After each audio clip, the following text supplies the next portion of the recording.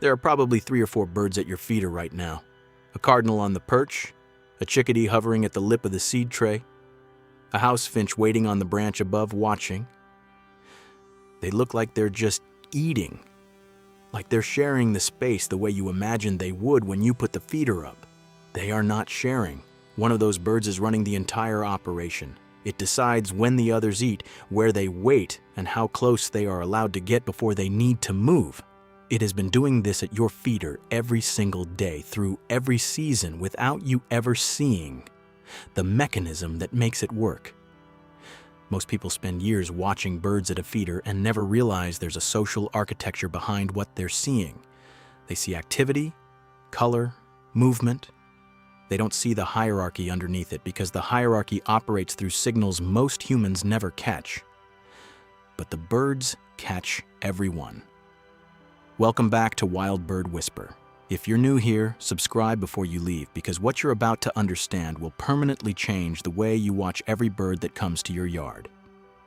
Today, we're going into the social architecture of your feeder, the hierarchy, the signaling, the control, and the one individual who holds the whole system together. Stay until the end, because the last thing we cover is what happens to your yard when that bird disappears, and why the disruption it causes tells you something important about what it was actually doing there every morning. The hierarchy is always operating. Start with what is actually happening when birds gather at a feeder. Most people see a collection of birds. The science sees a ranked social system that has been organizing itself through hundreds of small daily interactions, some of which happened months before you were paying attention. Researchers studying feeder dynamics, including long-term observational work through Cornell Labs' Project Feeder Watch, which has tracked individual bird behavior across millions of data points at feeding stations across North America, have consistently documented that bird aggregations at feeders are not random. They are structured. Every individual bird in a local population holds a position in a dominance hierarchy, and that position directly determines its access to food, preferred perch sites, and in winter, survival odds. The hierarchy is not always obvious from the outside because birds that have been part of the same local population for a long time have already resolved most of their disputes. By the time a northern cardinal has established clear dominance over the other cardinals visiting your feeder, he rarely needs to physically enforce it. The lower-ranked birds have learned. They move before he needs to displace them. They wait on the branch above and come down only when the perch is clear. The negotiations that established this arrangement happened months ago. What you see now is just the settled result. But that settled result is being actively maintained every single visit. The hierarchy is not a thing that was established and then stopped operating. It is a thing that is continuously reinforced through signals so efficient that most of them are over before a human observer would have time to register that something happened. How dominance is established and maintained. Here is how it actually works. In most songbird species, dominance at feeders is established through a combination of direct displacement and passive signaling. Direct displacement is the visible version. A higher-ranked bird lands near a lower-ranked bird, and the lower-ranked bird moves. No contact, no chase, no audible call. Just proximity. The subordinate has been through enough of these encounters to know that holding position leads to escalation, and escalation burns energy and risks injury a bird its size cannot afford.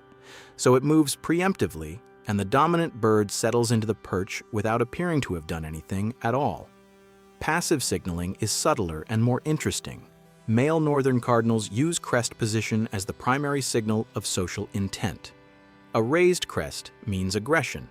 A flattened crest signals submission. Research published in the Auk, the Journal of the American Ornithological Society, found that crest position in cardinals predicts the outcome of competitive encounters with roughly 85% accuracy. The physical interaction almost never needs to happen because the signal resolves the question before either bird fully commits. A dominant male can walk a subordinate out of a feeding position simply by raising his crest slightly as he approaches. The subordinate reads it and is already moving. Chickadees maintain their hierarchy through a different but equally efficient system. Social rank in chickadee flocks is encoded partly through specific vocalization variants the other flock members have learned to interpret, and partly through what researchers call supplanting flights, where a dominant chickadee approaches a perch and the subordinate vacates it before the dominant bird has even landed. The approach itself is the announcement, the social standing of the bird makes the outcome known before any physical contact occurs. What this means in practice is that a dominance hierarchy, once established, runs almost silently. You can watch it operate for months and see only a smooth, orderly feeding rotation, and never realize what is organizing it beneath the surface. The species-level hierarchy at your feeder. Dominance doesn't only operate within species, it operates between them. In a typical suburban backyard, there is a rough interspecies ranking at feeders based on body size, aggression tendency, and territorial familiarity. Blue jays sit near the top of most North American backyard hierarchies. A blue jay arriving at a mixed feeder will clear smaller birds from the feeding area simply by landing.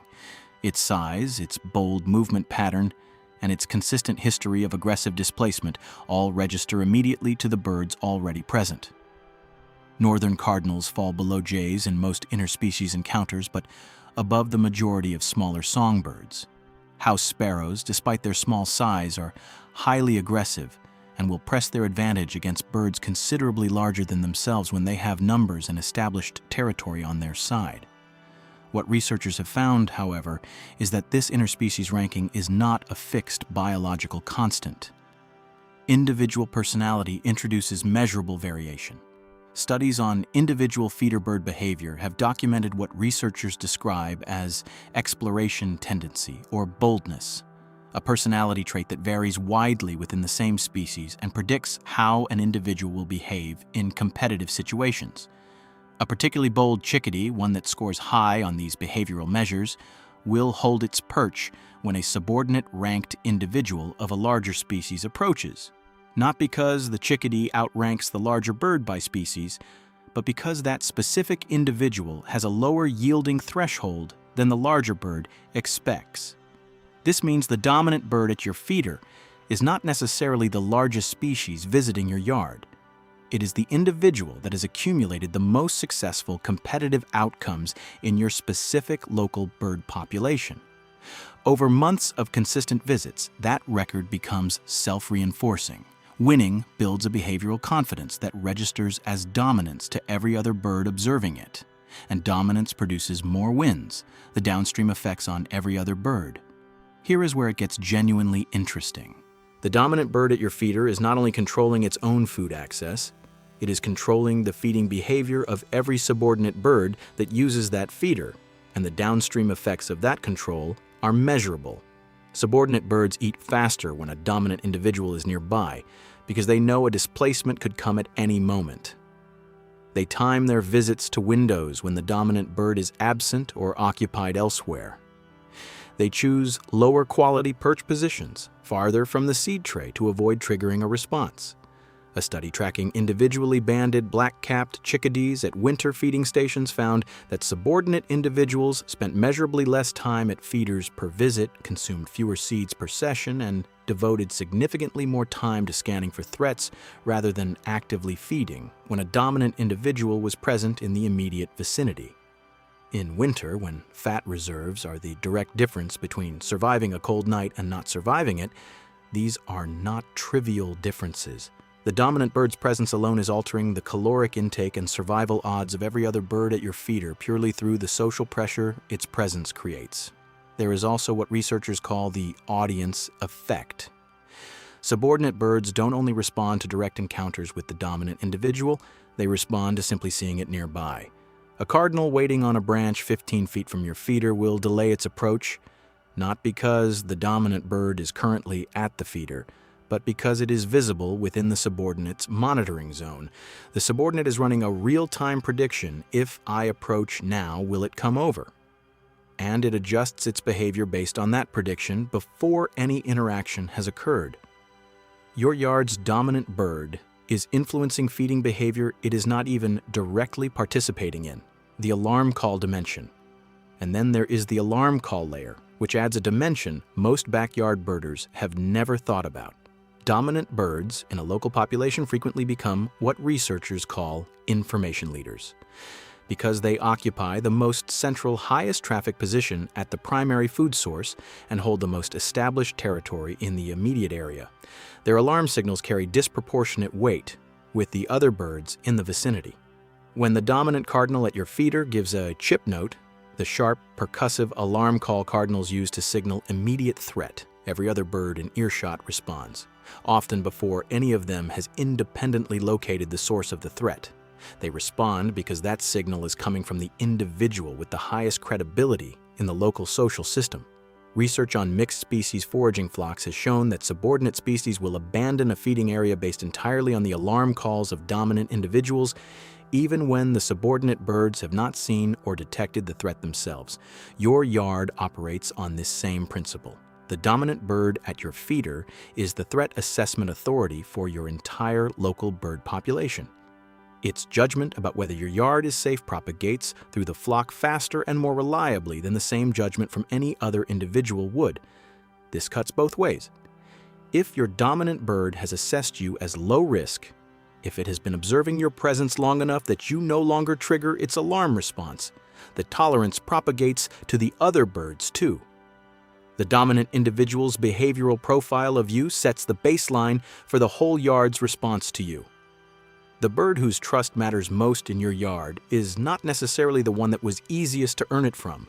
It is the one whose assessment everyone else is watching. What happens when the dominant bird disappears? This is what makes the last part so striking. When the dominant bird in a local feeder population disappears through predation, illness, or displacement, the effect on the remaining birds is immediate and recognizable once you know what to look for. Researchers tracking individually marked birds at long-term feeding stations have documented a consistent disruption pattern. Feeding visits become less predictable. Birds arrive in shorter bursts. Alarm responses increase in frequency. Birds that had settled into stable, subordinate positions begin testing each other because the individual who organized the hierarchy is no longer there to maintain it. The feeder that ran smoothly under one bird's social management enters a period of active renegotiation. Every remaining bird is simultaneously reassessing its standing relative to every other remaining bird. The process that took months to stabilize is being rebuilt from scratch because the individual around whom it organized is gone. Most backyard birders have experienced this without knowing what they were seeing. A feeder that has been reliably busy and orderly for months becomes inconsistent. Birds arrive quickly and leave quickly. The easy rhythm that felt like the natural state of things turns out not to have been natural at all. It was managed, and when the manager disappears, the rhythm goes with it. What follows over the next few weeks, if you watch closely, is the gradual emergence of a new dominant individual. A bird beginning to win more than it loses, pressing small advantages, holding positions longer, until the others are yielding to it the way they once yielded to the bird before it. The flock reorganizes, the rhythm returns, and the whole operation becomes invisible again. The bird you've been watching without knowing what it was. So the next time you look out and see 3 or 4 birds at your feeder, I want you to see what's actually there. One of them is running the operation. It has been doing this through every season, every morning since it established its position. The others know it, they track it, they eat around it, arrive when it's absent, and flush when it alarms. The social architecture that keeps your feeder functioning the way it does is more organized, more consequential, and more specific to individual birds than most people ever realize. You built the feeder, you filled it. But what makes it work as a stable, daily feature in the lives of local birds was built by them through hundreds of small negotiations you weren't watching. There is one bird at the center of all of it.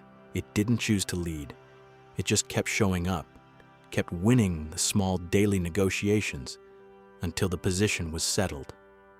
And now, every morning, when the birds are feeding and everything looks calm and orderly, that is why. Tell me in the comments, is there a specific bird at your feeder that you've started to recognize, one that always arrives first or that the others seem to give way to? What species is it? And did you understand what it was doing before today? I read every one. I'll see you in the next one.